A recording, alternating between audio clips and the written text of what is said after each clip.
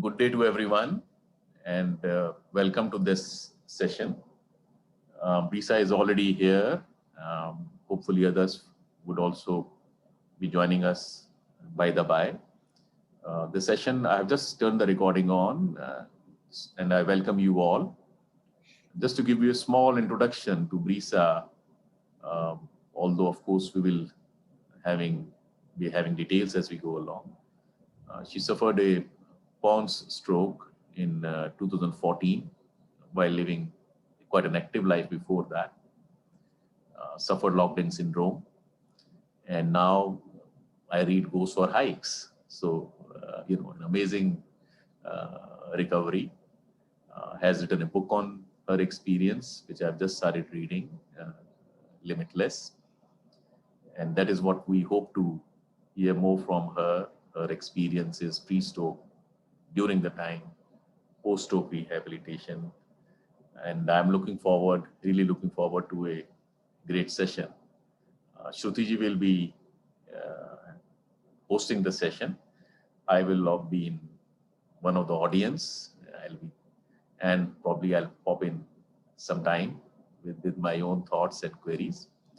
So great. I will hand it over to you, Shruti, and to Brisa. And welcome to everyone. Take it from here, Shruti. Thank you.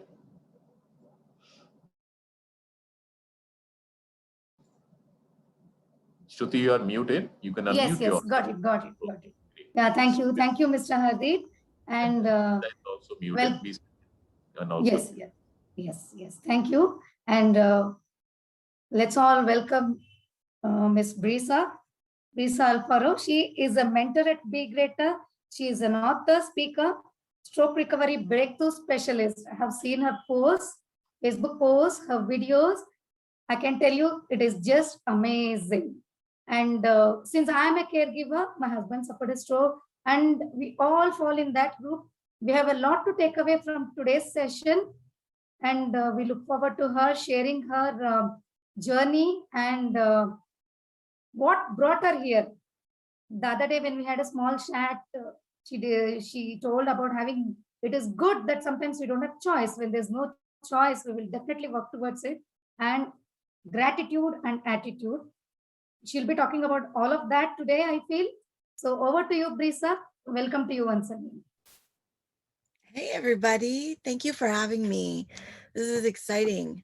I'm in California, and I'd never, if I think back years, 7 years ago when everything first happened, I never expected something like this, that I could be talking to my peers, my friends around the world, people that have also had the same thing that happened to me happen to them in some sort of way, whether it be a family member, whether it be them, or whether it just be someone that a patient or something. So it's really exciting to be in this room today, and it's just been an exciting, incredible journey. So thank you guys for having me. So did you want to ask me anything, or do you want me to just go into it? Yeah, please, you can continue. Okay. We are excited to know, your journey. Thank you. So before I was a hairstylist. So I was living in New York City.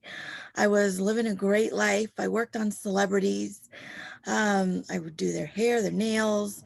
I was living a great life. I was 32 years old. I was thinking that I was doing all the things that I wanted to do, like as a little girl, all the dreams that I had, I was actually making them come true. And I was just at the top of my life, I felt like. And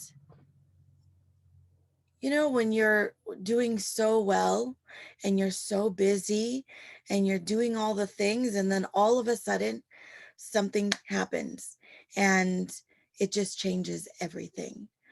Well, that was what happened to me on March 29th, 7 years ago.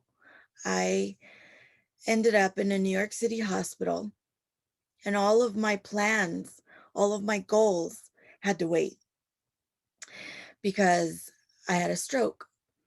And I thought, I honestly didn't think that someone my age with my health could have a stroke, but I did. I was blindsided. I had no idea that something like this would happen. But I'm laying there in the hospital bed, listening to the doctors pronounce my fate, letting me know, or letting the other doctors know what is going on with me, but they're not telling me. They're just talking about me.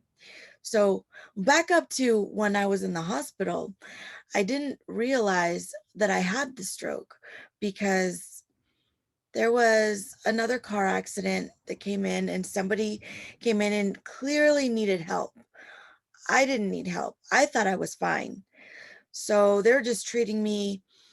I went in there for something that was different from my stroke. I went into the hospital for allergies. I had to work the next day and I couldn't make my allergies go away. Well, I'm in the hospital or in the emergency room trying to see if they can give me some kind of medicine. A car accident comes in. A little boy is clearly injured and they're all still working on me. And I'm telling them, "No, I'm fine. Go help the boy." But nobody wanted to listen to me. Everybody was still working on me. And I'm like, "I'm just fine. I have allergies, no big deal. I'm okay." But everybody was still working on me and talking about me. Nobody was listening to the words that I was saying. Well, it turns out I wasn't actually saying anything because I had already had a stroke. And the stroke that I had is called locked in syndrome. So, or I also had locked in syndrome. So most people that have strokes, it affects a certain side of their body, the left or the right. Mine happened in the middle and it affected both sides. So things could come in to my brain and my thoughts. I could have thoughts. I could have, I could think I want to move my arm, but I couldn't. I could think I want to talk, but I couldn't. So everything that was in my brain was trapped in my brain and couldn't come out. So the doctors and everybody that was working around me, they decided that they were going to call my family. They called my family to let them know I had a less than 1% chance of recovery. That wasn't enough for me. So I knew I had to fight. I had to fight and show my family a sign that I was still in my body. So one by one, my family members came to the hospital. They started showing up one by one. And my mom was the first to get there, and she noticed, the doctors told her that I was not going to move, that I had a less than 1% chance, that there's 5 cases per year worldwide of people that have this type of stroke. And most people, when they're given odds like that, they give up and they don't even try, because what's the point, right? Well, I kept trying. And that's why I'm here today talking to you guys. I really believe that anything is possible in life.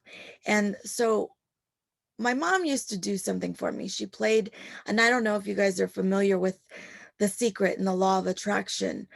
I listened to words that was in an audiobook that my mom would play for me. And it's so important, whatever you're feeding your mind, whether you are in a hospital bed, in a wheelchair, with a walker, whatever it is, it's so important what you feed your mind. I mean, just as important what you feed your body, but I think your mind is incredible and is so capable of so many things. And I started feeding my mind, well, my mom started feeding my mind with exactly what I needed. And I heard the voice of a woman, and she said, the first step is to ask.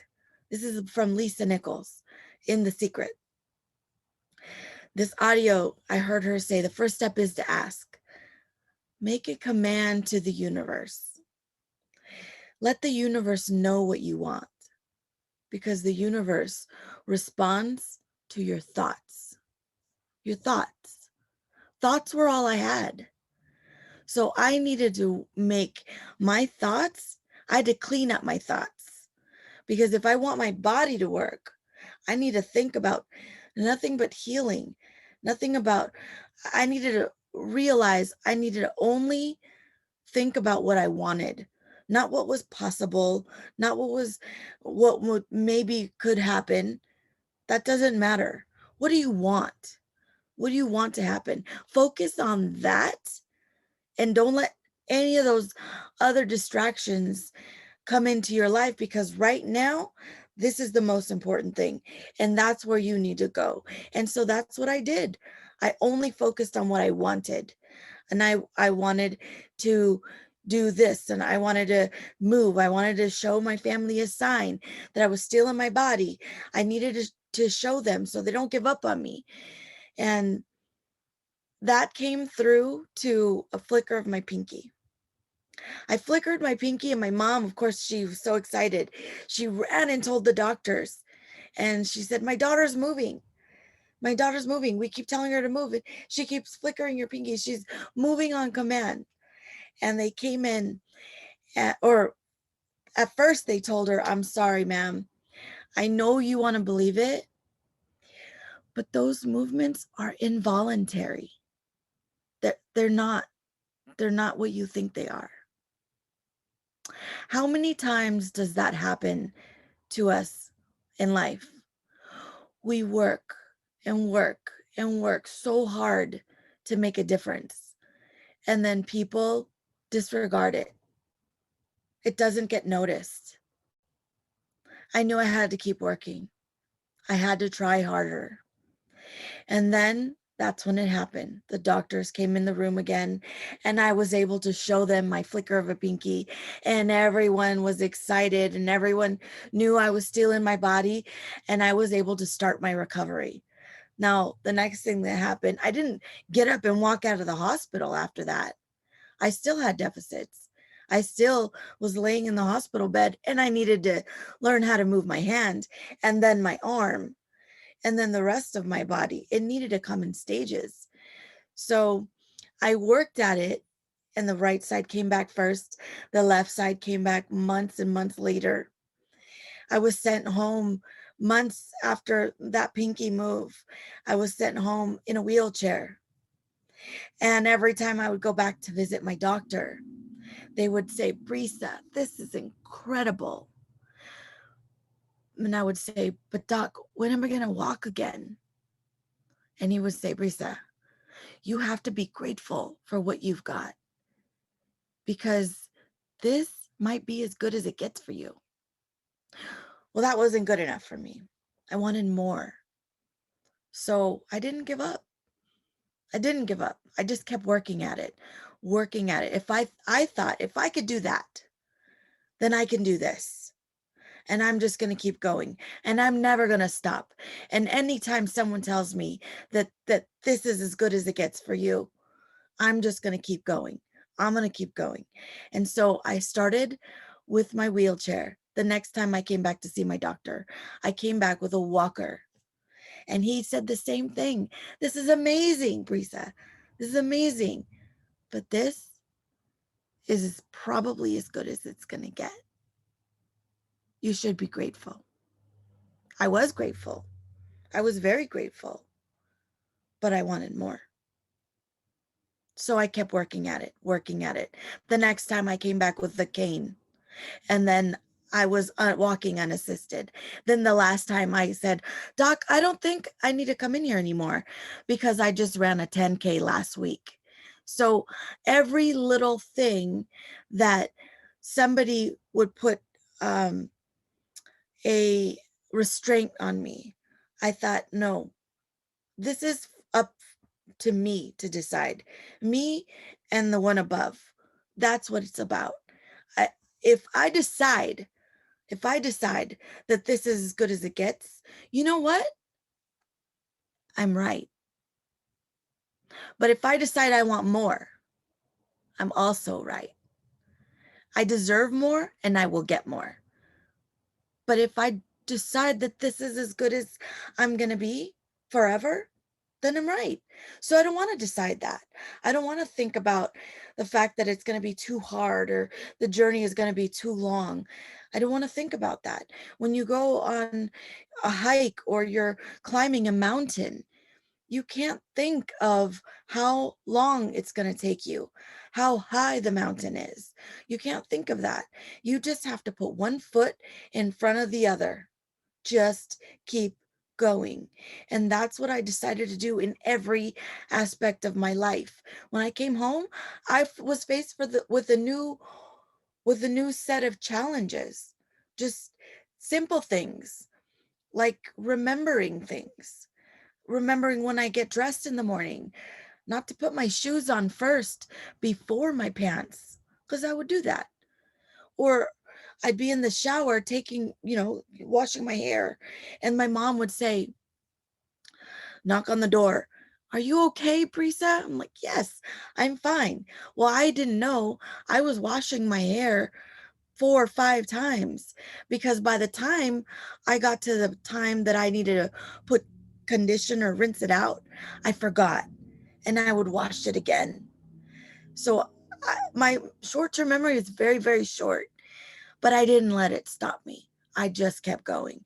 And I would make routines and different things that would help me. So I knew if I put the shampoo on this side, then I have already washed my hair.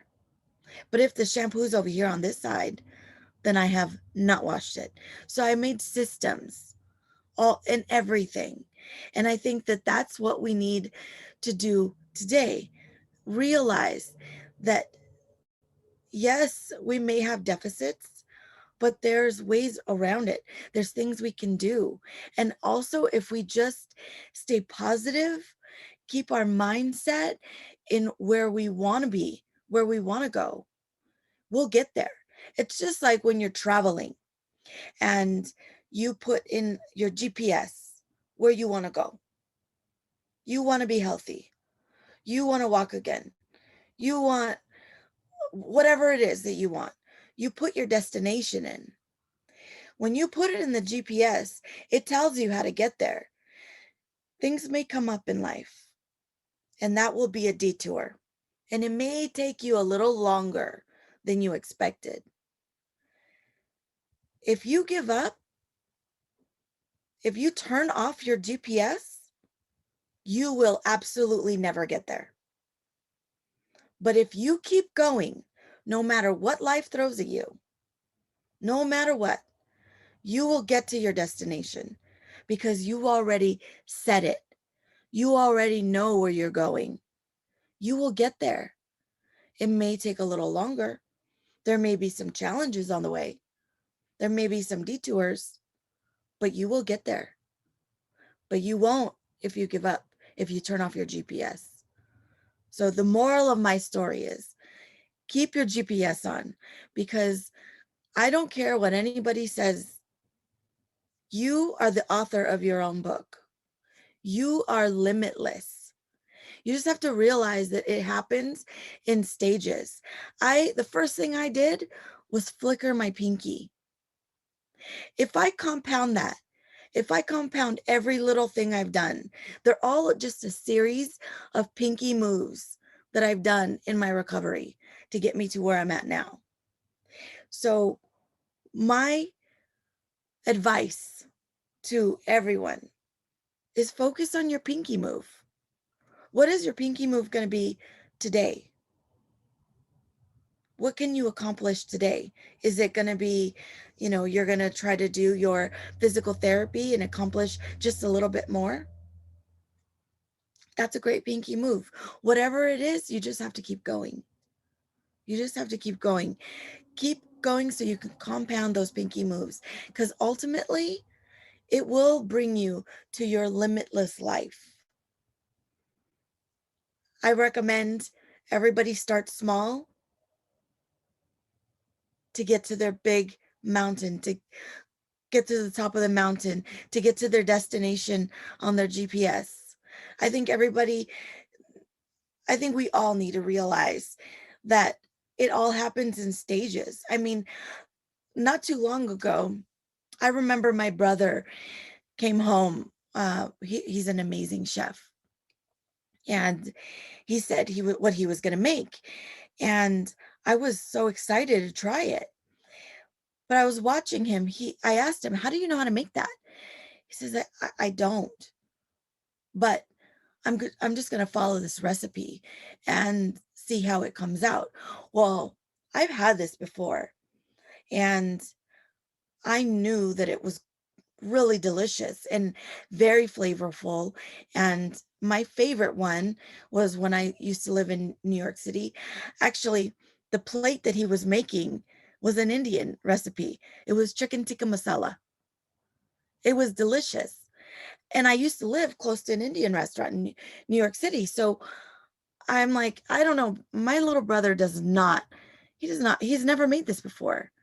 How is he going to compare to this food that I've had that's delicious?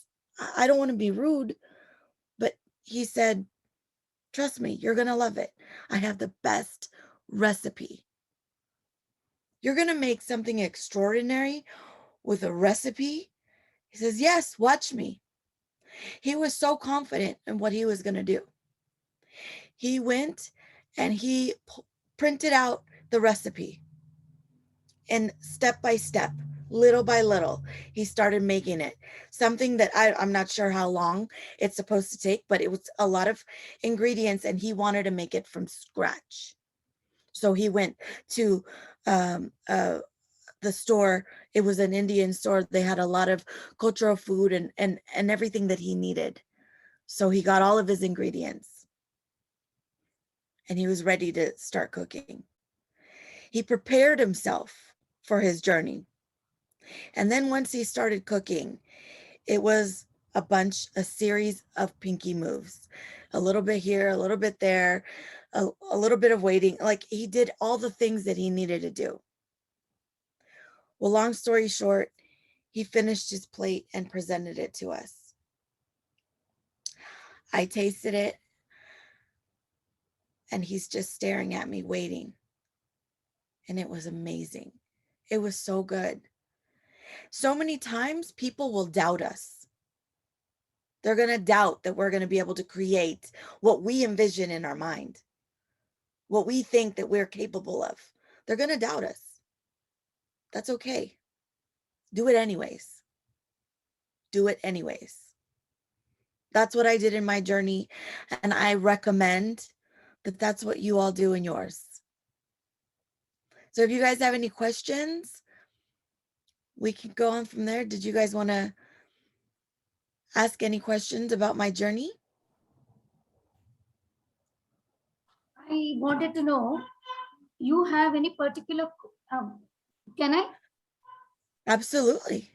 I wanted to know, do you have any particular coach for this law of attraction? We have a lot of life coaches here. Do you follow any one particular master? I do. I believe in coaches. So much that I became one. Yes. But yes, my very first coach after my stroke. I mean, of course, my mom was a huge part of my life, and she coached me through a lot of my journey. But then it came to a time where I needed another coach, and someone that understood where I wanted to go. And that was Lisa Nichols from The Secret. After and all of her teachers from The Secret. Sorry, let me get some water. Thank you. And then also there was many other coaches that saw where I was going and wanted to,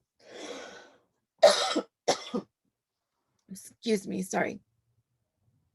They wanted to help me in my journey because they saw what I couldn't see at the time. they wanted me to become a coach, and they wanted me to share my story so that I could help and inspire other stroke survivors, other doctors, other medical professionals or caretakers. They wanted me to share my story so that I could inspire, but I didn't know that that was my calling yet. I didn't know that that was for me yet, because I was still very fresh, very new. I was just seeking help, and I got it, and I realized I can't keep this to myself. This journey was not just for me. It was for me to share with other people too, so that I could show them that they can do it. If I could do it with a less than 1% chance to do it, I'm sure you guys can do it too. So I was learning all that from Lisa Nichols, listening to the book, reading and listening to the book, The Secret. I would listen to many podcasts and different audiobooks that focus on the law of attraction. Um, I can't think of any right now, but because I have short-term memory and my library is very full, but my sometimes my memory glitches, and that's okay. I just don't focus on it. I think when we start to focus on our deficits, we start attracting more, because I do believe in the law of attraction. When we focus on the negative, we're going to attract more of the negative. So I choose to focus on what I can do versus what I can't do. Yes, Artie, you're raising your hand. That is truly a wonderful, recount, such an inspiring experiences that you have. I just Thank you. had, of course, I'll be coming in again and more with, but I just want to know at this time, there is a 1% chance of recovery. That's what the doctors are saying. The doctors are also saying every time you go to them, this is the best that you are going to be. You Right. know, uh, and why do you think the doctors, were not very positive, were not very encouraging when they could obviously see you recovering? That was one thing that came to my mind. Second is there uh, a scientific reason now that you have recovered as to what the recovery was, uh, why it happened? Okay, so the first For question. example, just to, I mean, uh, there is a brainstem damage, let's say, Yes, So yes. how, or have you got the brainstem also, let's say, analyzed or x-rayed now? Has it improved? Has it kind of cured itself? What exactly has happened? If, in case you know something about that, I think we would love to hear that. And of course, as I mentioned, why do you think the doctors are, and that the same thing happens in India also, I can tell you. The Oh yeah. doctors, although I don't, they are very, very essential and very, and some of them are truly great. But yes, they are not very positive generally. You know? Yeah. So why do you think that happens? Well, okay, so the first question, why do I think that doctors have doubt? And I think it's more their practice. It's what they're used to. I think if they came to every patient with hope, it would be a hard job for them. So they have to give you the facts. And all doctors are, they're practicing medicine. So they don't know all the things, right? And they don't have to. They know as much as they need to know, what they've studied, what the doctors around them know, what the statistics are. They know facts. And it's hard to come to someone with very little facts and give them hope. So I think the doctors were just doing their job, very factual. They got the information. I mean, it does happen a lot.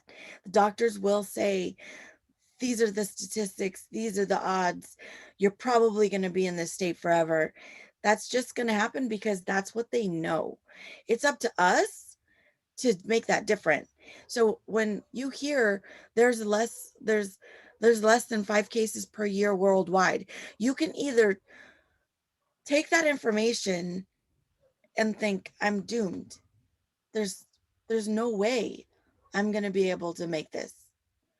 Or you can look at it like, so you're saying there's a chance.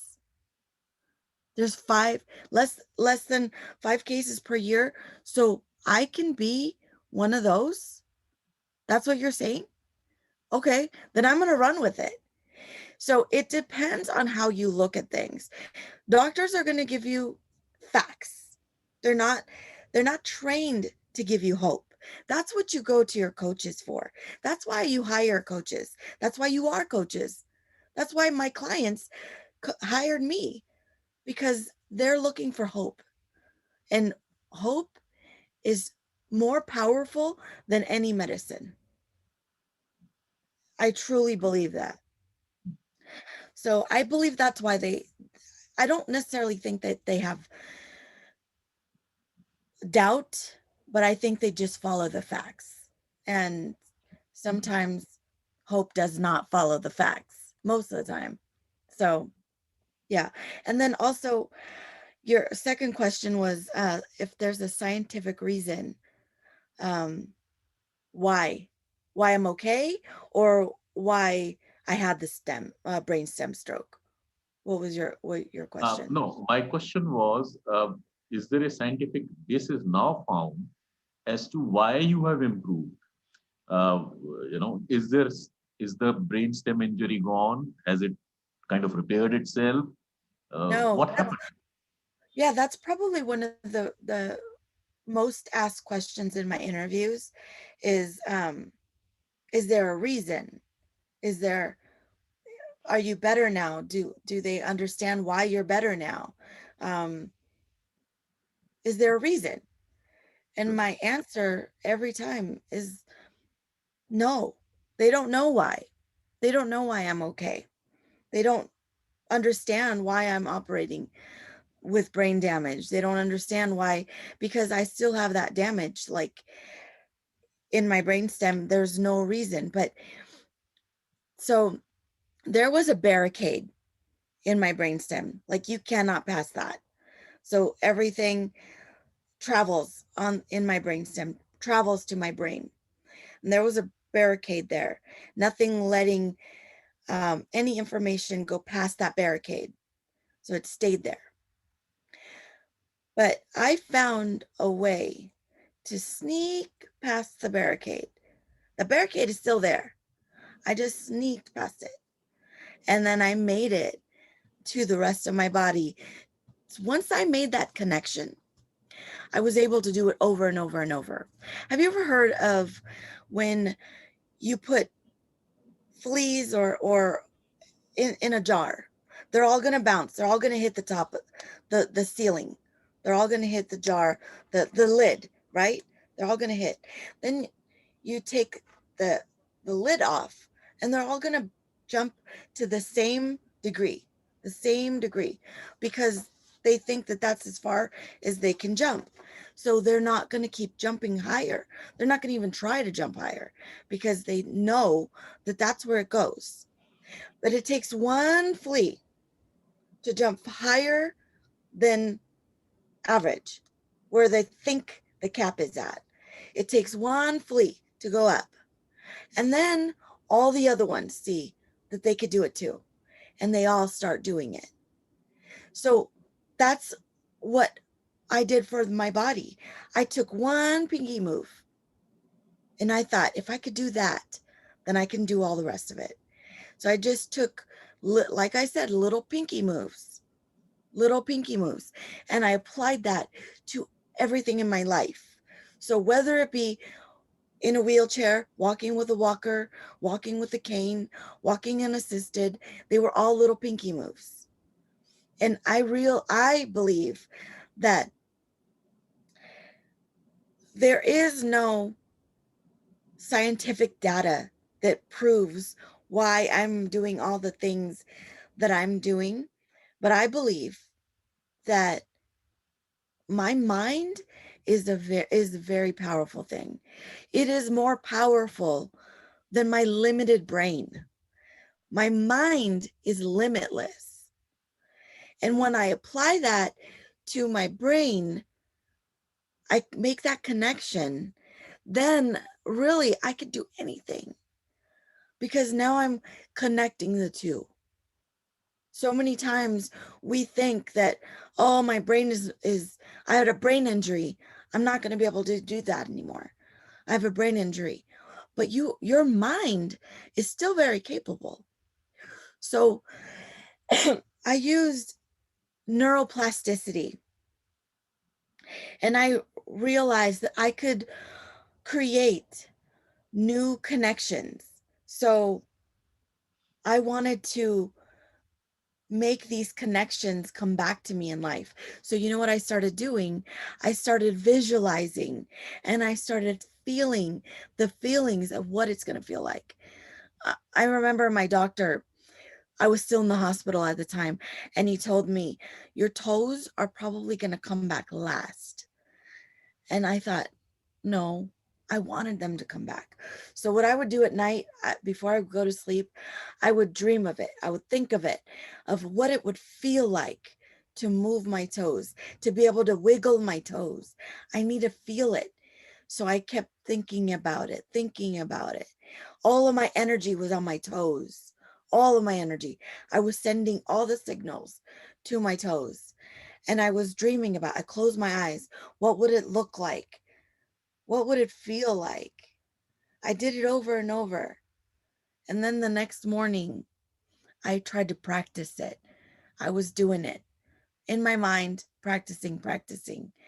And then I started trying to do it in real life. And I was doing it. I connected the dots.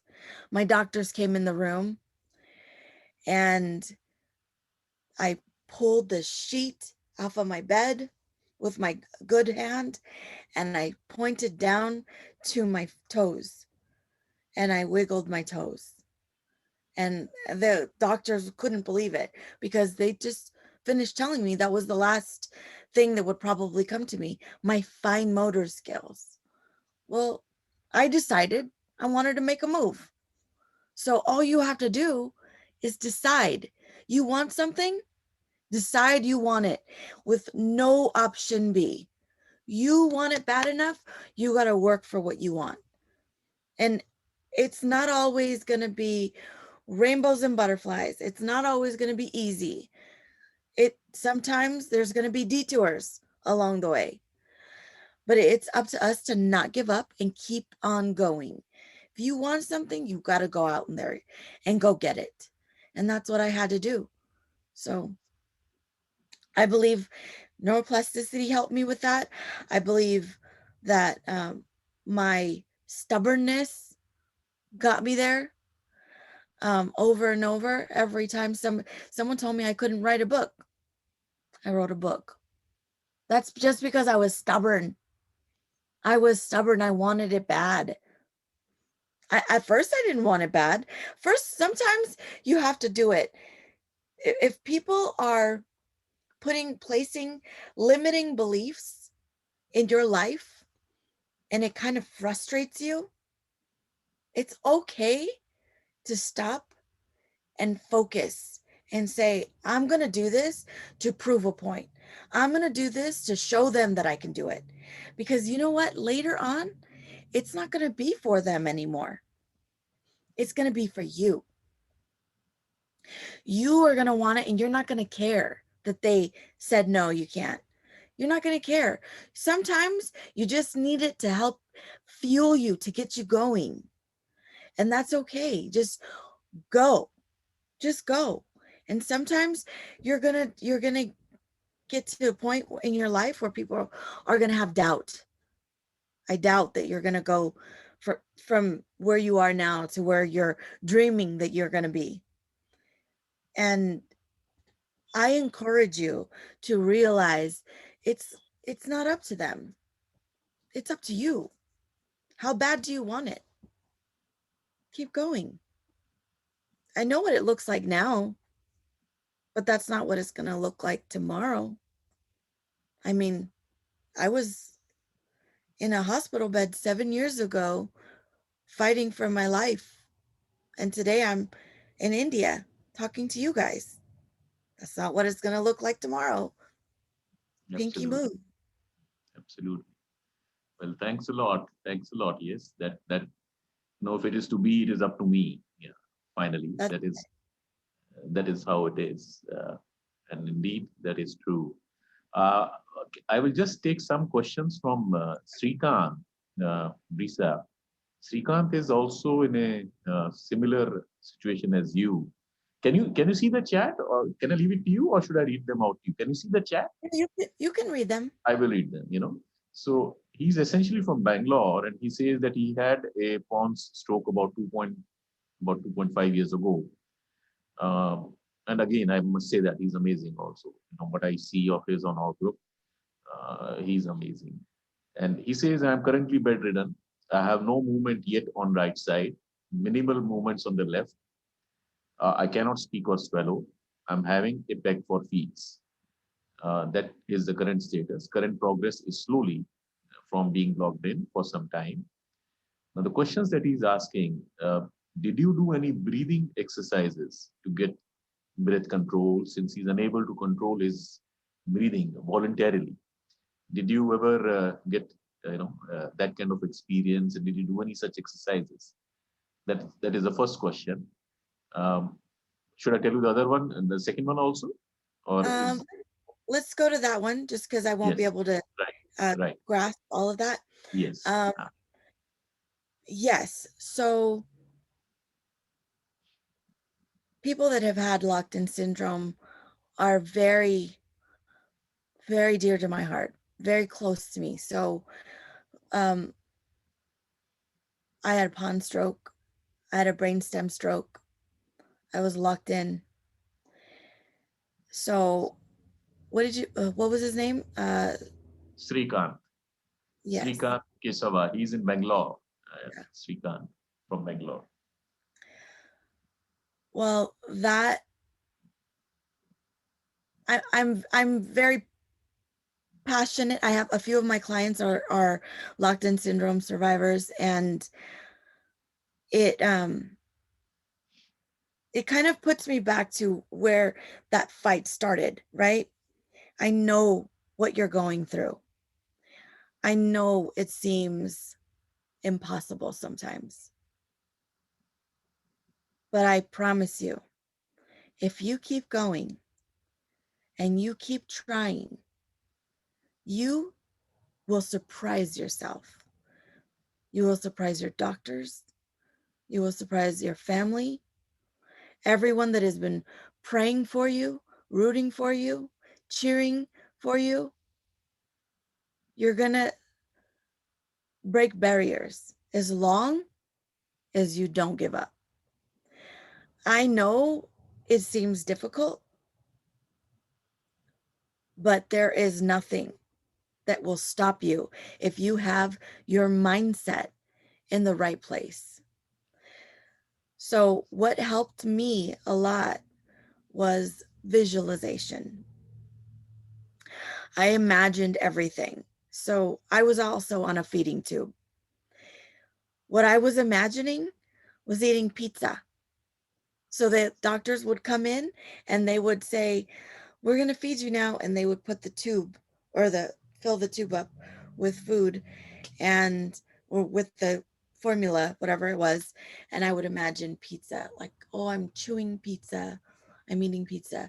Well, I did that with everything in my life, everything I was recovering from. So I knew the statistics. I knew what the doctors were saying. It didn't matter. I still have swallowing issues from when they trached me, but I'm still doing it. What my point is,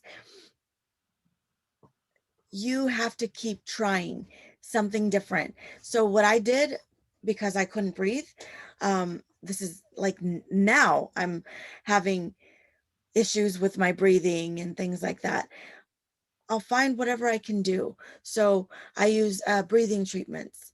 I use breathing exercises. I do have a specific, I use something called the breather. If you could find it online, it's called the breather.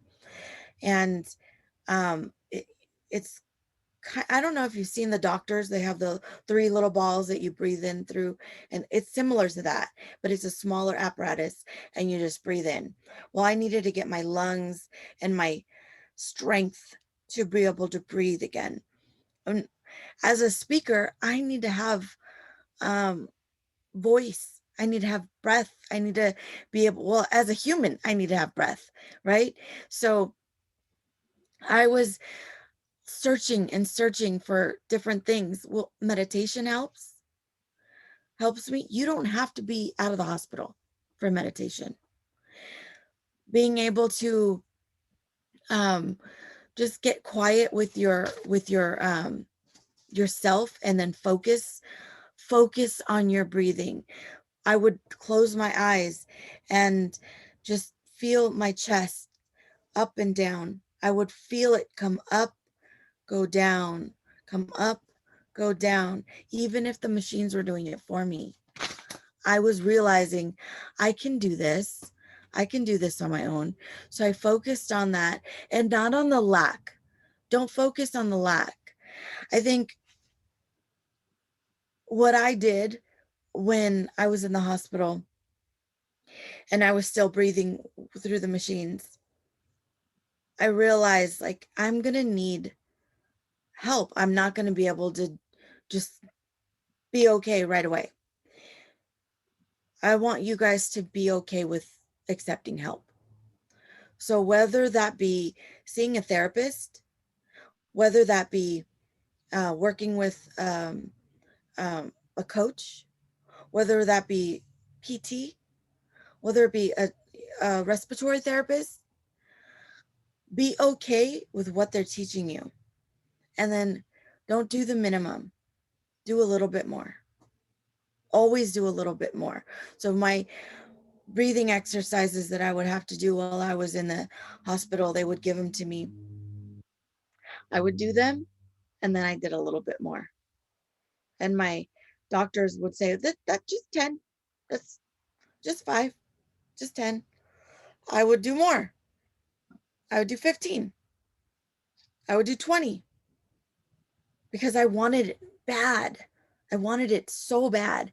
So everything I did, whether it be working out my good arm or my arm that still was giving me problems, it was delayed. Yes. It was hard. Yes. But I did a little more. So they said, okay, on this arm, I want you to do 10. On this arm, I want you to do 5. Well, I did 10. Everything. I did everything. Throughout my recovery, I was doing that. So I remember when I was trached, they they would clean out they would put the tube down and they would clean it out, and they would say, okay, Brisa, we're gonna, what is it called? What was it called? They would stick the tube down and clean it out. They would say, okay, so we're gonna stick the tube down and we're gonna make you cough, and it's gonna, all the phlegm and everything is gonna come out. So they would stick something down my throat, and I would right away, I would feel it because or not my throat, but my trach. That's what it was. They would put it down there just to clean it. I hated it. I hated it. Because every time they did it, it was fine. And then it would make me cough. And I hated it. It was a horrible feeling. And I didn't want it anymore. So I decided that's all it takes. I decided I didn't want it anymore. So the next 3 times I was trying to build, I don't know how or why, I don't know what connected, but I was sure that this was over. I was not going to do this anymore. So over the course of a week, I was working on the strength to stop getting that done. And I was able to stop. And my doctors were like, I don't know, but we don't need to do that anymore. Good. Then later it became, okay, I think we're gonna start weaning you off of oxygen, and we're gonna make because they would make the hole smaller and smaller, so until I was red capped.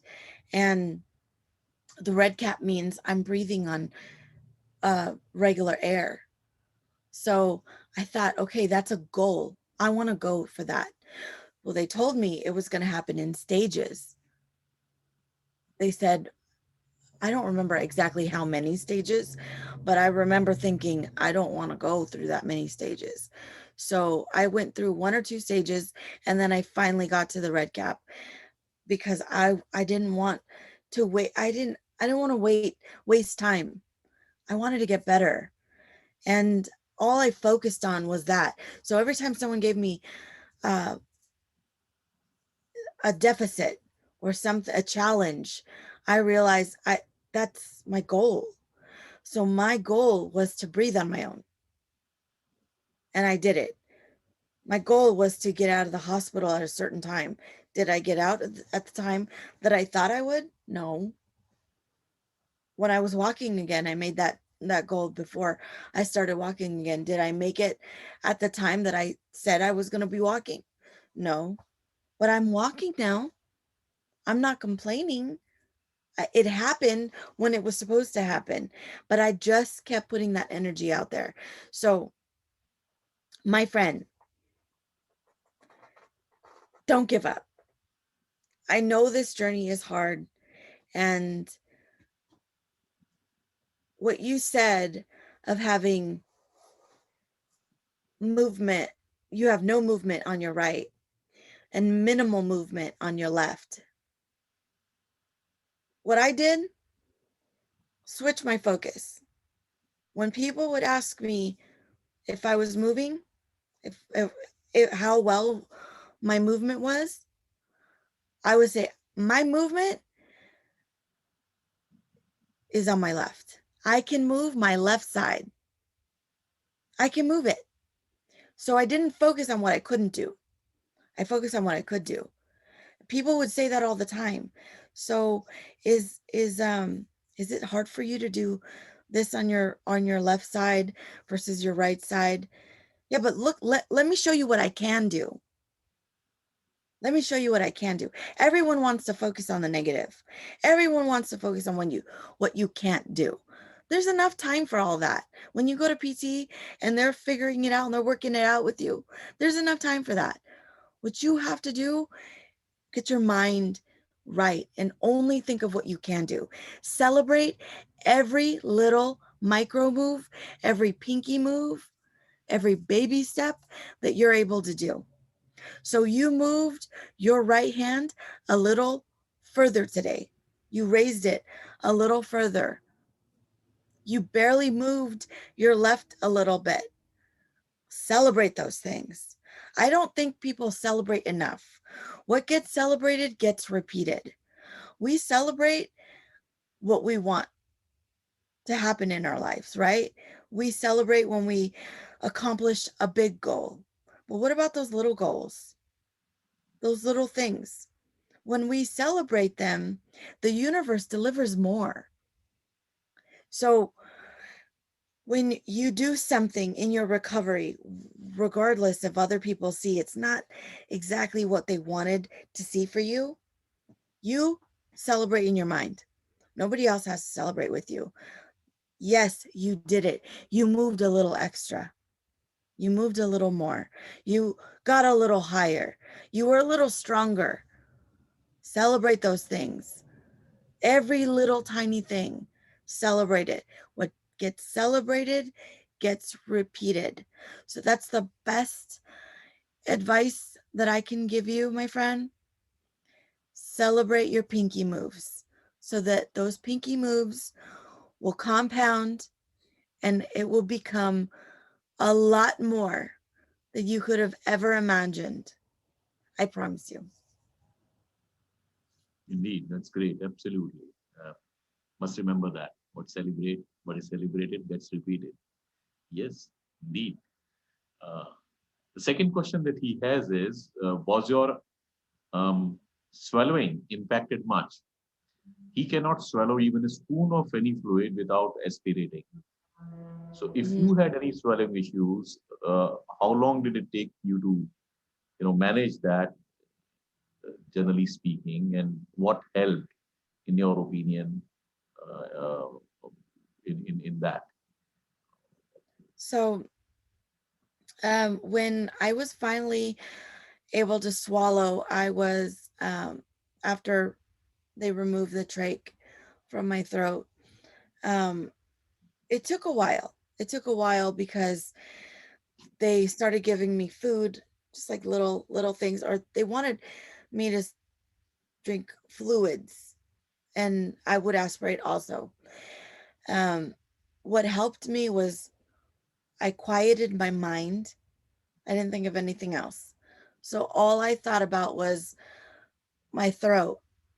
All I thought about was what I needed to happen. I needed to be able to swallow with no problem. I needed to be able to, because the doctors would place their hand on my throat and make sure that I was swallowing correctly before I would even get released from the hospital. Well, I wanted to be released from the hospital. So I realized I got to do this myself. I got to do this on my own because everybody else can want it for you. Everyone can want it for you, but you've got to want it yourself. You got to want it more than they want it. So I decided I was going to do the same. Now, my right hand was barely starting coming back to me, and I started placing my hand on my red cap, and I would just hold it. When I would swallow, I would hold it and feel what what would happen with my throat every time I did that. And I guess it was mind connection to my throat. So when I would eat, I would do that. And even when I got home, it was a habit now. I was doing that just to make sure that I was remembering to chew my food right, small, and to put my hand on my throat, to remember how to how to swallow so that I don't aspirate again or choke on my food or anything. So it's possible. You can do it. I'm not saying that it's going to happen overnight. I'm saying put it out there into the universe, into the world, that that's what you want, and just keep trying. Keep trying. So you try again tomorrow, and it happens, and you aspirate. That's okay. Try again. Try again. Keep trying. Fluids are a little more tricky, right? We have to really concentrate. And I think that's the problem when we stop concentrating. When we It's just like working out in the gym, you know, when people work out, you can lift weights all day long. But when you concentrate, you put your mind to what muscle you're trying to move, to what muscle you're trying to build. That's when growth happens. Not when you're just going like this. I'm sure you guys have seen people work out like that, and you're going, what are they doing? And they're just, you know, no. You got to concentrate on the muscle. And then that way it will build. So it's the same thing in our bodies. With our mind, concentrate on what it is that we're trying to create. So whether it be swallowing, um, whether it be breathing, whatever it is, we need to like make that connection with our mind and our body. And that's the best advice I could give. And that's what all I could give is the advice that worked for me in that situation. And I just want to be able to give you the advice that worked for me. Maybe it could work for you. Indeed, great, great. Thank you very much. You're welcome. I really uh, great advice. And what I would do is I will now keep quiet and open it to others. Shruti ji, you can take it from here. And anyone, if he has any questions, maybe they can raise their hands. And indeed, thank you very much. And I'll come back again, Brisa, after some time. Okay, thank you. Absolutely. Yeah, yeah, sure. I read a post about how that overcoming aphasia. I'm sorry. Overcoming aphasia. Okay, so Speaking difficulties. So yeah, aphasia. Yeah. Aphasia. Yeah. So I still struggle with it. I just don't let it define me, but I still have towards the end of the night. Right now it's early, so it's not as bad. But towards the end of the night, if I've had a very long day, my aphasia kicks back in. Is it to the degree that it was when I first left the hospital? No. I have learned to work with it. I've learned to find other words, other ways of saying things, to pause for a moment. It was in the beginning difficult because the world moves so fast, right? Conversations are so fast. I couldn't keep up.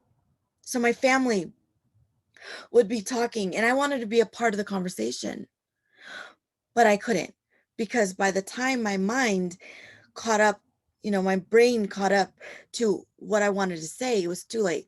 Everybody was done talking about it. So it was frustrating and I really wanted it.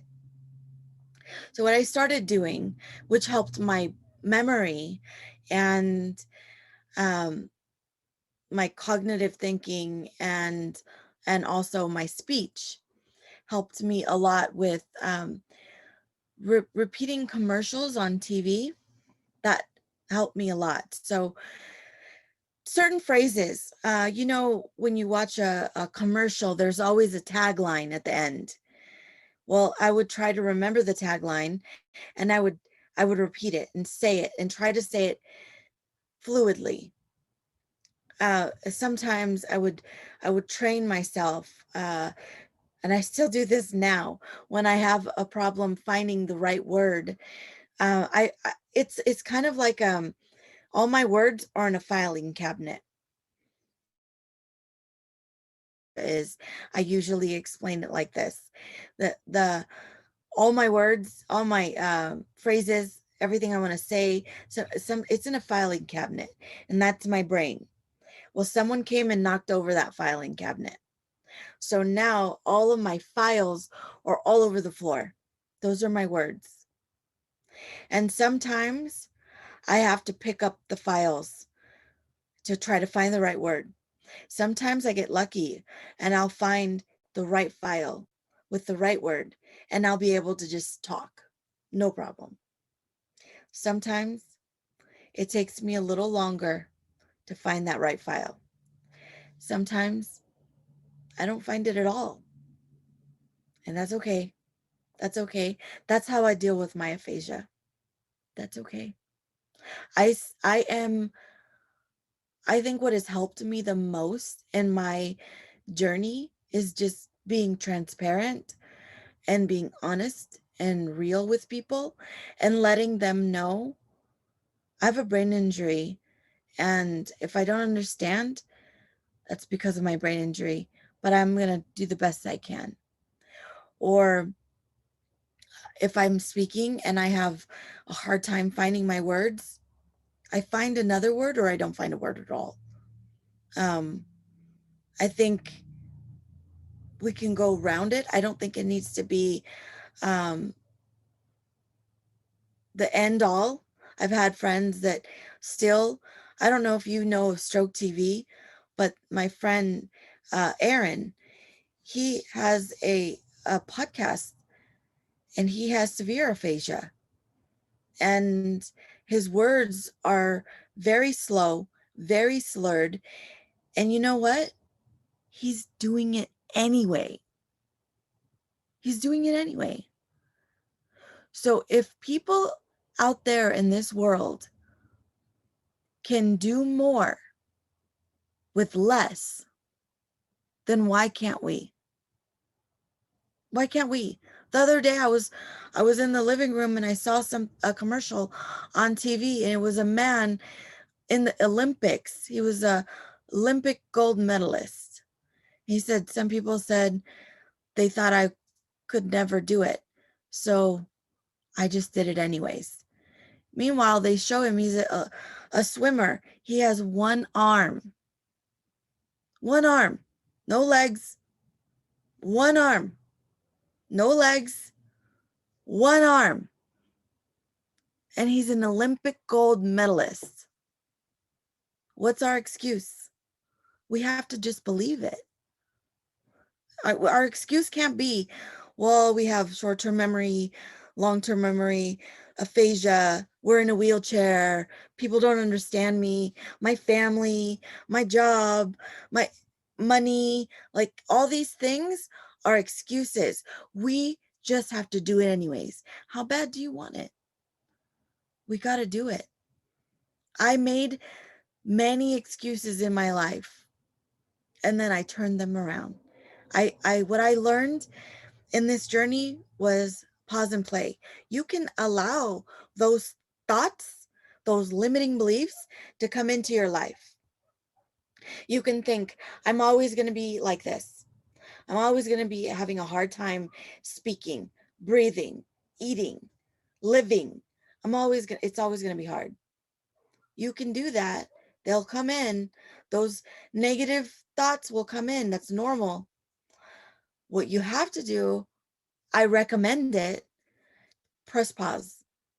Pause on those limiting beliefs and play on what you want to see in your life. Even if it hasn't happened yet, what do you want to see?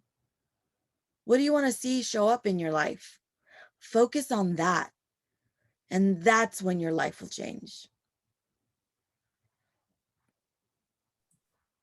Thank you. I think we have Mr. Jasper. Please unmute yourself. Go ahead. Yes. We'll take some questions, Brisa.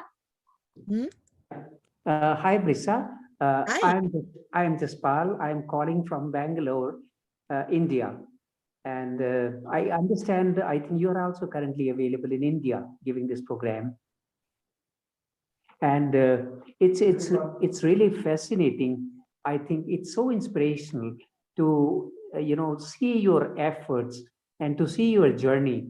I think it's a tremendous inspiration for one and all. I'm sure. I think we need to learn. Because sometimes you're bogged down with your own various factors. Because after all, when you grow and age in life, so I think at times you are really depressed and you get frustrated with your own shortcomings and the weaknesses. But I think it's a great lesson which I'm taking from you. It's so wonderful, so inspirational.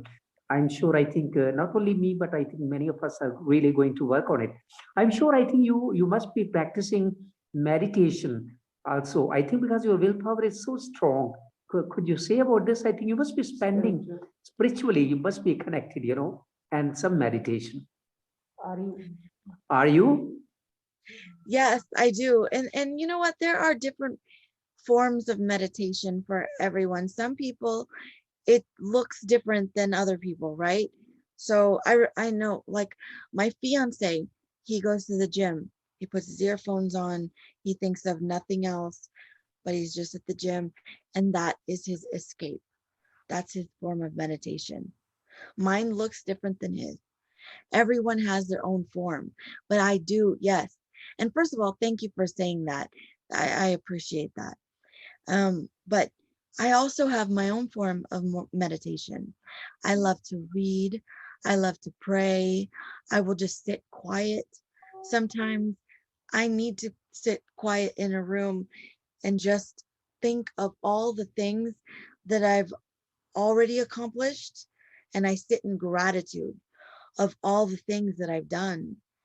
And because of that, I start thanking God. I start thanking the universe. I start thanking for all the things that I've accomplished and all the things that I'm going to accomplish in life. I start thinking of all those things. And then I sit quiet in my thoughts and I allow those thoughts. Okay, I thought of it, now I swipe it away. And I swipe it away and I swipe it away. And now I get quiet and I just breathe. I focus on my breathing and I am grateful. I just focus on my gratitude. I'm grateful the fact that I can breathe. And I think if we do that, whether it be a moment, just for a little bit, just stop in your day and do that. It doesn't have to be a specific time. I mean, you could do it at your specific time, but also throughout your day, stop and appreciate where you're at. Think about your fight and your journey and what you're doing in your life and for the world, what you're doing, and stop and appreciate it. Just in life, just sit in gratitude for a second. And I think that has helped me tremendously to be able to do that. So the other day it was raining here. I remember when I got out of the hospital and I went outside and they wheeled me outside and it started raining. And they said, oh no, we got to bring you back in. No, I didn't want to go back in. I was in the hospital for so long. Now I'm in rehab and they wheeled me out to be able to enjoy fresh air. Well, I did. And I was sitting in gratitude, loving this fresh air, feeling the cool breeze. And then all of a sudden it started sprinkling, light rain. And I was loving it. I was soaking it all in every sense of the word, just soaking it in. And my therapist came, let me get you inside. No. I needed to appreciate this moment because for a moment, months ago, years ago, I was not supposed to feel this. I was destined to, a less than 1% chance to survive. So I have a second chance at life and I'm not going to take that lightly. I'm going to live it exactly the way I was supposed to and appreciate everything that happens to me. So now when there's rain, I feel it. I soak it in. Now, it's been a while. It's been 7 years. So yes, now I hold an umbrella and I don't allow myself to get soaked. But that day I needed it. I needed to feel it. I need to appreciate it, appreciate life. Look at a flower and just think the beauty behind a flower. Look, the beauty behind everything in life, a sunset, just in awe of everything and appreciate everything. And when you start living in gratitude and appreciation, you start attracting more of it, more and more and more. And the universe will just keep giving it to you. And that's something that I've learned in my journey is just sit in gratitude and appreciation. And a lot of times that's my form of meditation. I really think it's important. So I highly recommend it. Yeah, that's really great. I think I salute you, especially for your spirit, fighter as a spirit, and then your tremendous amount of positive attitude towards life. Thank you so much. It was really heartening. Thank you. Thank you God so bless much. you. God Appreciate bless it. you. No, thank you. Thank you. Mr. Anurag, please unmute and please go ahead. Yeah, hi. First of all, thank you so much, Shruti ji, Hardeep ji, for organizing this great session with Brisa. Hi, Brisa. Namaste. This is Anurag. I'm connected from Mumbai currently. So my questions are basically related to my father, who is 74 years old, and he had a ischemic stroke on the 4th of July this very month, and now he's probably having difficulty difficulties with his cognitive thinking and aphasia also. He's not able to communicate properly. He is repeating certain words, and he seems to be worried about certain things at his hometown, which we know of, certain work which he had to do. And he is since he is not able to communicate properly, he becomes frustrated, and he becomes certain at times he becomes very agitated as well. Now, my question was pertaining to your thoughts on the mind working stronger than the brain. Would it make a psychological effect, some sort of a subconscious effect on his mind if we take him back to his hometown and probably show him around? And would that make any sort of a difference to him? That's my question. Um, I think that it's a good idea. I don't think it's a bad idea. Um, I I think it may make a difference. My whole thing is try anything. Try anything, everything, and do it right. Do whatever you can. So my mom, she would try unconventional things. Um, what she was always trying to do was encourage me to live my life the way I used to. So what she did for me was make a vision board of who I was before. And I saw this pictures of me living my life full out, living my life. And it it was kind of a constant reminder of who I really am. And sometimes it's hard because, especially with aphasia, I know that it's probably a very difficult thing, because I know for a fact that it's, I know many of you guys, you have a something in your mind that you want to say, but it doesn't come out like that. And everyone else is trying to figure out what you want to say. And it does get frustrating.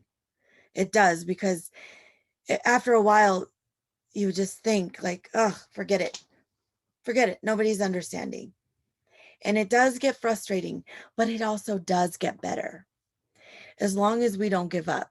So I would strongly encourage him, or encourage you to remind him why he doesn't want to give up. So what is it that used to trigger him? What was it that he loved? What was it that he was very passionate about? Do those things. So if he loved where he used to live, if something like that you're afraid that might work against him, it actually might work for him, because it'll remind him why he's fighting, why he's doing what he's doing.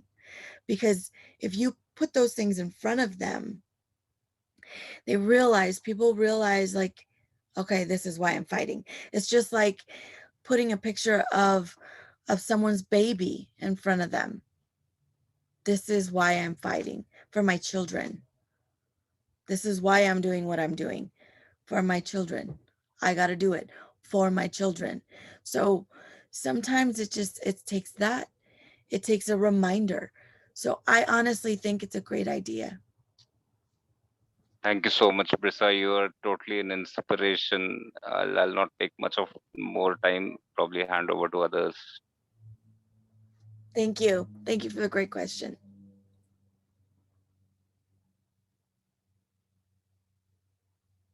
Any other questions? Can we continue? Okay, think we I can will just continue. come in here, Brisa. You come across as a very, and you said so yourself, so you won't mind me saying so, very stubborn person, very strong-willed person. And I was also just flipping through the first pages of your book, someone who's living life to the fullest. I mean, you say there somewhere you don't have time to be sick. I mean, that Yeah. is the way that you are seeing life. Yep. So there you are, having a very busy life, having, very clear goals, working towards them. Many people are perhaps not in that same situation. Like, I go to office 9:30 p.m. a.m. I come back 6 p.m. I'm okay with that life, you know. Mhm. So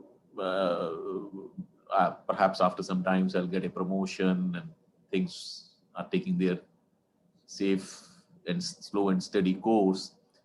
But suddenly one fine day, life turns upside down.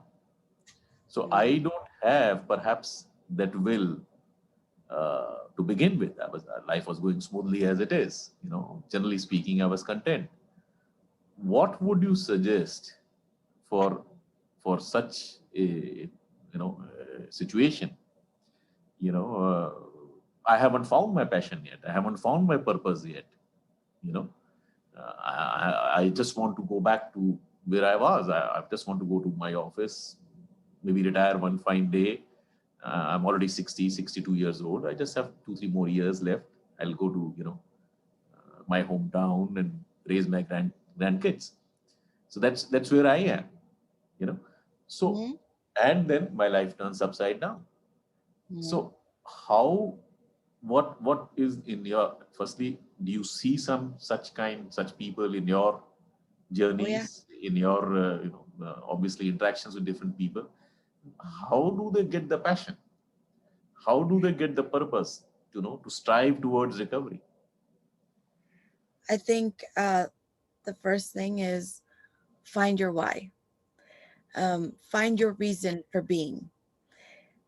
If you, even if you worked 9 to 5, very basic life, not really extravagant anything, but you do love your family. You love your grandkids. You want to play with your grandkids. You want to live the life with your grandkids longest you can and have that ability to help your children. That could be someone's why. That could be exactly what they need. So now, if recovering to the extent of being able to just be happy with taking care of, recovering to the point where they can just sit with their grandkids and that's enough. That's enough. Nobody says that because you have to get 100% recovered, that you have to hit that.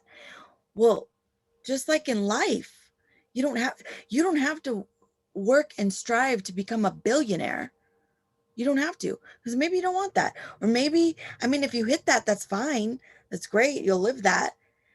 But maybe you're very content and very happy with the life that you live now. So if that's the life that you're living now and the life you want to get back to, that should be your why. That should be something that you're striving for. Maybe it's a person, maybe it's a job, maybe it's freedom. It's just freedom. Maybe it's not even any of those things. Maybe it's just to prove a point. To, you're right. I am a very stubborn person. So when someone says I can't do something, I'm like, watch me. That's me. Some people are not like that. Some people just want their life back. So work hard at it and get it back. Don't make an excuse. Don't say it's too hard. It is too hard. It is going to be hard. This road is the road less traveled. True. It's always going to be a series of different things that are going to be coming into our different challenges. They're going to be coming into our life. But we have the ability to either look at it and move forward anyways, or stop right there and say, I'm sorry, this is as good as it gets for me. I'm not going forward because my doctor said that I can't, because it doesn't happen all the time, because the odds are pretty bad. So I guess I'm just going to be like this forever. I'm probably never going to be able to hold my grandson. I'm probably never going to be able to walk again. Yeah. If you say all those things, you're absolutely right. You're not going to get all those things. It's all mindset. So if you say you want more because you deserve more, you will get more. So what if you didn't want all the things in life? All you want is to be able to move both sides of your body. Is that too much to ask? No, it's not too much to ask. Go out there and get it, because recovery isn't for certain people. It's for anybody. It's for you. It's for the people that want it bad enough. If you keep going and you don't quit, you will recover to whatever degree you want to recover. Whatever your capacity, just like that swimmer that I was telling you, he had one arm. He's a Olympic champion. Most people, I'm sure, said you cannot be a Olympic champion swimmer with one arm. That's crazy. That's crazy. Why are we letting other people put their limiting beliefs on us? These are our dreams. These are our goals. Our goal could be just being a grandpa. Our goal could be just being a mom. Everything functioning. It's okay. Whatever your dreams are, whatever your goals are, whether they be big or small, they're attainable as long as you don't give up. Absolutely, yes. As you said, finding your why, and the why could be different from different people. For different people. That is, and okay, whatever your why is, strive towards that, and you work towards that. Thank you. I'll let others also come in. Shruti. In Sanskrit, there is a saying, Yat bhavam tat bhavati. You become what you think. It is Yes. all about that. Mm-hmm. It's a very big takeaway from you. Visualization, the mindset, and the limitless potential of every individual. So we definitely can say one thing to Brisa, limitless thanks to you for encouraging everyone to visualize and tap the potential of visualization and the mindset, positive mindset and attitude and gratitude. Thank you. Indeed, that is great. Um, I see that we are well past what we discussed initially, but it has So been truly wonderful listening to you, Brisa, and interacting with you. If anyone else would like to come in with their thoughts, anyone, please speak up or raise your hand. We'll come to you. Anandiji, I'm seeing that you are saying something, but you're muted. Oh. Can you hear me? Yes, now we can hear you. Yes. No, I was listening to her story, but I joined about 10 minutes late. But I feel that the doctor's role is limited to a certain level, the initial treatment that you get. But after that, it is, I think, every journey, like in life also, each one has his own journey. Similarly, even for a stroke patient, I think it's all related. Everybody is different in their journey. And it was really inspiring, Risa, listening to you. thank you. And like you said, it's about your own awareness and inner strength that has brought you to this level. And I could visualize certain things that my husband had a stroke, and I have to keep reminding him how you were earlier and how you are now, how you are better off than other people. Even as a stroke patient, at least he didn't have a tube inside him. But you have to be grateful for those things and try to come out of it. And for that, you need that inner strength, which is very, very important. And one has to come to terms with what you had, what you have, just like you said just now, philosophical. And I think it opens your eyes also to, you know, uh, even people who have not suffered a stroke or maybe any illness, but this brain stroke is something which changes your life, like what Sodiji said. You Mhm. were going to the office from 9 to 6, but then for some people, they may not be able to go to the office even. Right. Uh, but even if you had some heart problem or you get cancer, you go through certain cycles of treatment, but you can Mhm. always go back to the office and do some work. But Right, with right, right. paralytic stroke, I think it depends upon your own willpower and Yeah. some power from above also. Yeah, absolutely. I mean, I've seen people do incredible journeys. Do you guys know who Anita Murjani is? Huh? Yes, I've Anita Anita Moorjani. Murjani. Yeah. Yeah, Yes, her I have story, read a book also. Yes, a little bit. her story is incredible, and Absolutely. it's things like that. Like people do so much. I mean, people beat cancer. They defy the odds in so many things in life. Why can't that be us? I mean, you're right. What you were speaking about right now about inner strength, that's huge. I think when we realize that we have that, I think it becomes our superpower, because all of us have it. We just have to find the key to unlock it. Yes. We all have it. And I think once we find that innate ability to access our inner strength, that's when we become limitless. That's when people people are astounded on what we're capable of doing. They're, wow, you're not supposed to be doing that. Wow, that's amazing. Normally people don't recover like this. I mean, how many times have we heard that before from people? I was supposed to die, or I was supposed to not walk again. I was supposed to not this or not that, or what. And we hear it all the time. It's their inner strength that they learned how to tap into.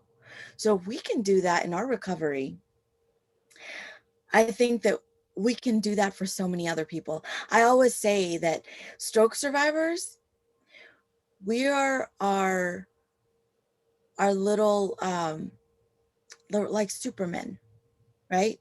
We walk around and inspire people everywhere we go. Sometimes we don't even notice that we're doing it.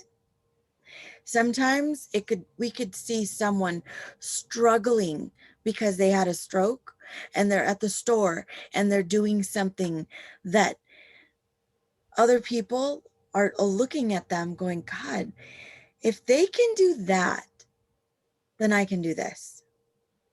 If we can do that for people, if we can be those inspiration, those luminaries, those people that go out there and just do it anyways. Other people that have less, that are struggling with less, are gonna see that, and they're gonna do more. They're gonna go out there and stop making excuses, because we're doing it anyways. So what's their problem? They're gonna do it too. We're gonna inspire our children. We're going to inspire our doctors. We're going to inspire people to just not give up, because they didn't give up, because you didn't give up, because your brother didn't give up, your husband didn't get. Stroke survivors, hear me. If you don't give up and if you keep going, you are always going to be the light for people. People are always going to be inspired by your journey. They're always going to come up to you and tell you, I needed that. I needed to see that. I needed to hear that.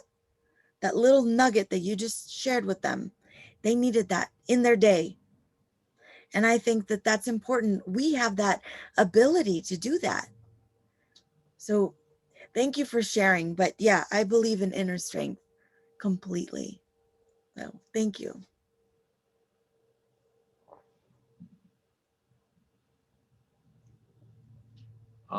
Indeed, indeed. Shrutiji, you have unmuted yourself. You have muted yourself. You want to say something? Yeah. I want to share something from Brisa's post. I was going through her post. It's really lovely and very encouraging. She says, life is too short for bad days. So once we realize that we want good days and work towards it, so be it. She also says, still I have my arms and legs. I have to connect the dots and make them move again. It is such a, it can be one sentence, but there's a whole story in that one sentence. It can take us from where we are today and where we want to see ourselves in the coming days. Thank you so much. Thank you. Thank you. It is true. No more bad days. Yep. Yes. No more bad days. And indeed, it's a very powerful statement. We still have limbs I are do. there. We just Yep. need to connect the dots. That Yep. is true. I actually Well, have a wristband that says that no more bad days. And okay. everywhere I go, I wear it. You can find it on my website. Also, it's my first and last name.com, brisalfaro.com. Right. But I wear it on my every day. And sometimes people that are not stroke survivors, they're having a moment. And in that moment, they just need a little bit of help, because we can all have focus on the bad for a moment. But you can't let that moment be your whole day, because later that day will turn into tomorrow, will turn into a week, turn into a month. And before you know it, we've created a life that we're not happy with. Let that moment be a bad moment and enjoy the rest of your day. Appreciate, live in gratitude for your family, for who you have, for what you have now. Some people are left with nothing. I mean, I was laying in a bed with a pinky move. Nothing. I had nothing. But I was appreciating that pinky move. That was a good day for me. When everybody saw that pinky move, that was a good day. Did everything else in my day go right? Probably not. But that went right. That went right. That little pinky move went right. So that's what I focused on. And that's why I say no more bad days, because we got to start focusing on, even if it's a small little bright light in your day, focus on that good so you can attract more good. Because how many times do we say, talk about the bad, we're attracting all the bad.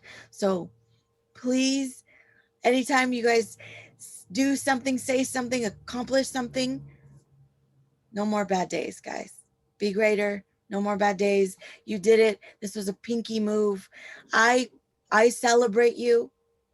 Let me know when you do something great. Let me know. You can find me on Facebook or Instagram, or go to my website. You can find me there. Get my book downloaded on Amazon. I want to know what your pinky moves are. Let me know. You can use the hashtag Be Greater, Pinky Moves, No More Bad Days, whatever you'd like. Indeed, that's great. Great. An inspiring talk, and wonderful to hear from you, Lisa. And I know that we are way past our time. So thank you very much from all of us, from me, from Shruti, and many, all the people who attended. It was truly great being in touch with you, interacting with you, and for sure we'll be in touch with you again and again, sharing with you and learning again from you. Thank you very much. I am going to close this meeting now. All again, be well, and thank you very much again. Thank you. Thank you, Thank Brisa. you. It was Thank wonderful. you. Great connecting with you. Thank you guys for having me.